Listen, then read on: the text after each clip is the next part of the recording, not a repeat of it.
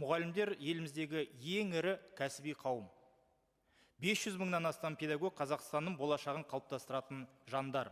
Білім бұл жарық. Егер мұғалімнің шамы сөніп қалса, барлық қоғам қараңғыда қалады. Сондықтан да мемлекет басшысы реформаларын дәл осы ұстаздардан бастады. Мұғалімдердің орташа жалақысы небәрі 109 мың теңге болса, 2018-2019 жылдары қазір ол 2 тіпті 3 есеге өсті. Педагог мәртебесі туралы заң қабылданды.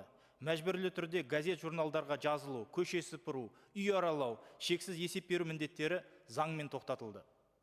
Тіпті бүгін осындай жағдайлар болса, оған қоғамның өзі қарсылық танытып, резонанс тудыратын жағдайға жеттік. Бұрын мұғалім мамандығына түлектер амалсыздықтан, абыройлы мамандықтарға түсе алмағаннан ғана таңдайтын, соған баратын. Ал қазір ол меделді мамандықтардың қатарына кіріп отыр.